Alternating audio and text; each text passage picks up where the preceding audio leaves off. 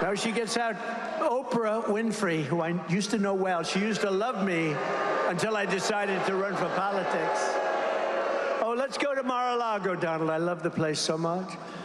No, she used to love me, but once I ran for politics, that was the end of that, and that was okay with me. I couldn't care less, because we got to make our country great again. We're going to make it great again, greater than ever before. That was Donald Trump at a rally in Philadelphia, Pennsylvania, doing what he always does whenever he opens his mouth, and that's complaining, talking about his own grievance, his own insecurity, whining the night away. And of course, his MAGA crowd was eating up his attacks on Oprah, which were just, again, so weird, so unhinged, but they quickly changed their tune a little bit, actually falling completely silent as we see Donald Trump continue to lose his mind. He became more and more unhinged over the course of this rally, and we saw the wheels really fall off the Trump train as he was unable to speak. And we are going to get into that in just a bit. But before we do, if I could quickly ask you to leave a like on this video, it goes a long way in supporting what we're doing on this channel. Now, like I said, this is an aggrieved and angry Donald Trump, and so he had to do the things he loves to do most, which are attack Kamala Harris, attack President Biden, and attack our election. So before we get into that clip of Donald Trump shocking his own crowd, I think it's important that we call out this lie first. Vote, you can start right away. You know that, right? Now we have this stupid stuff where you can vote 45 days early. I wonder what the hell happens during that 45. Let's move see these votes? We've got about 1 million votes in there. Let's move them. We're fixing the air conditioner in the room, right? No, it's terrible. What happened the last time was disgraceful, including right here. But we're not going to let it happen again. Too big to rig, right? That's one way you do it. Can't let it happen.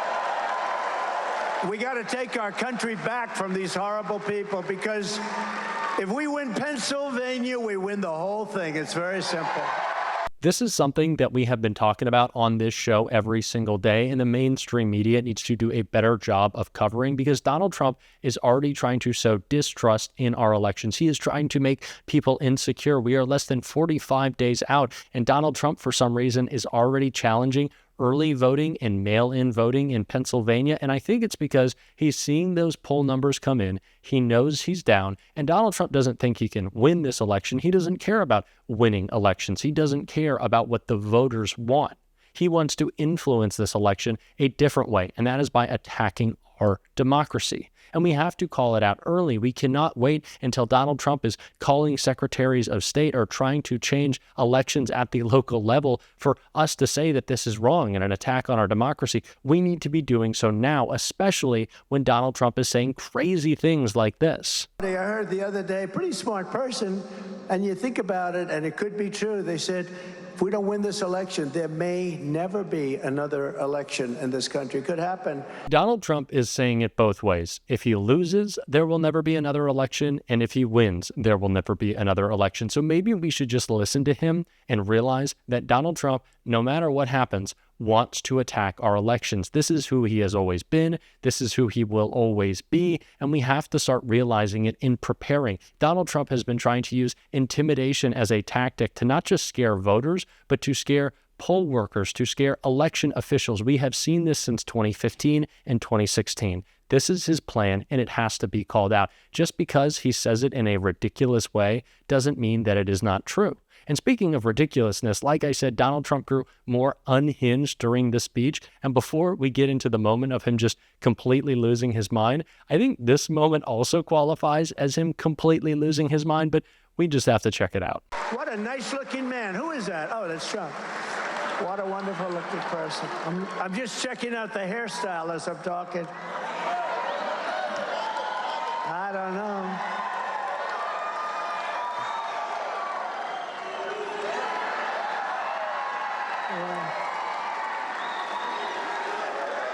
No, I'm checking, I'm talking, I'm looking up, I'm saying, I don't love it. Yeah, everyone don't love it. What the hell can you do? There's nothing I can do about it, right? We're stuck with it. Of course, Trump is obsessed with himself and his grievance, but checking yourself out on the big screen, that's kind of a new narcissistic low for Donald Trump. And I'm glad that he finally realized what we've been saying for so long, that his hair, it does look terrible. It's not a good look for you. I don't know if it took the big screen to finally see that. But again, what is happening during these speeches? Donald Trump, when he tries to talk about policy, obviously that fails. But when he tries to talk about the things he cares about, which I guess is his hair, he can't even do that. And like I said, Donald Trump's inability to articulate a thought really came out and left his crowd silent. You can just hear there's always some chatter or some clapping happening from MAGA, but this was one of the most inarticulate, unhinged rants that Donald Trump has been on in a long time. The words just didn't even make sense. We have to check it out. It is insane. She had the other interview with the other guy, who was a nice guy, I think, from Philadelphia, from Pennsylvania. And he was a nice guy. He was asking her all these, they don't take like I do. Anybody who wants to go, what the hell difference does it make? They have, and how dishonest was ABC? It was 3 on. Please let me know in the comments if you could make out anything that Donald Trump was trying to say there. First, it seemed like he was complaining about the debate. Then he was complaining about an interview that Kamala Harris did with a local ABC journalist. Then he was complaining about the debate again. All the words became one word. I don't even know what he was saying. He can't articulate his thoughts. And the crowd was equally confused. You could see the just shocked faces in the background. And that is becoming more and more common at these MAGA rallies. But it doesn't mean it's less deserving of coverage, because if Kamala Harris put together a word salad like that, it would be all the mainstream media would talk about. Be the only thing they cared about. And especially if she said something like this. And the reason is because they're so bad. You know, we never had anything to compare it to. They're so bad. 4 years of destroying our country. We don't have a great country anymore.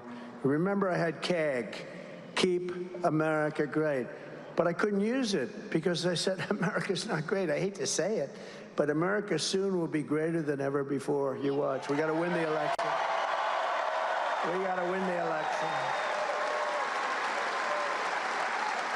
For far too long, in my opinion, we have let Republicans pretend that they are some patriotic party, that they love America just because they pretend that they care about freedom or pretend that they back the blue, which you're supporting a felon, you don't back the blue. But Donald Trump has consistently encouraged and cheered on economic collapses. He says he wants a 1929 style collapse of the economy in the stock market. Donald Trump is rooting against America. He is rooting against democracy. He is rooting against our freedoms, a woman's right to choose to make decisions about her own body.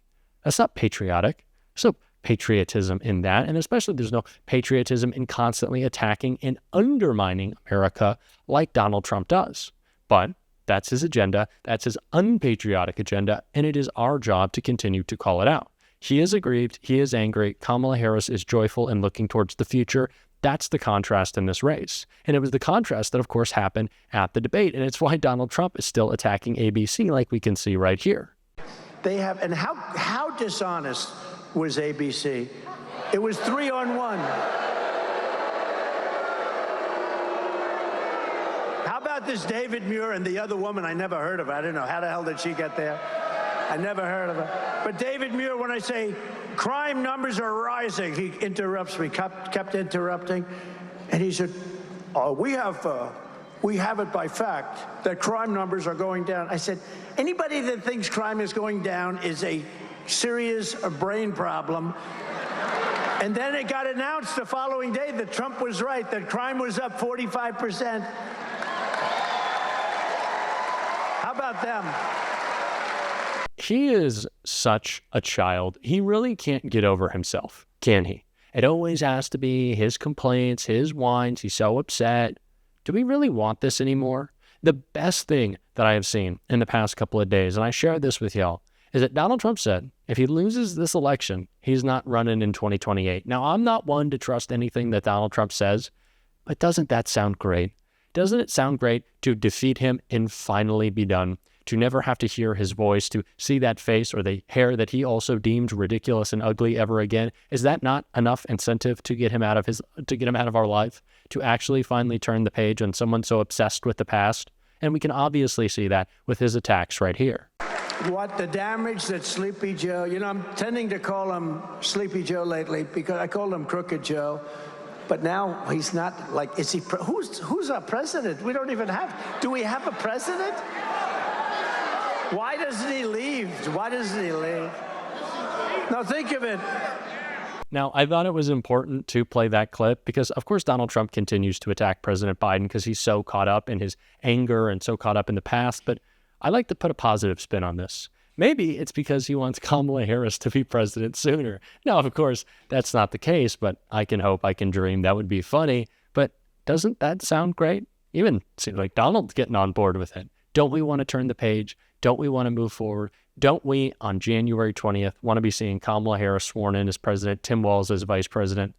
Isn't that what we want? The brighter future? I sure do. And we're going to keep talking about it on this show every single day. And if you want to support that, as always, you can hit that subscribe button and leave a like on this video. And if you stuck around to the end, drop a blue heart in the comments. And until next time, I'll see you soon.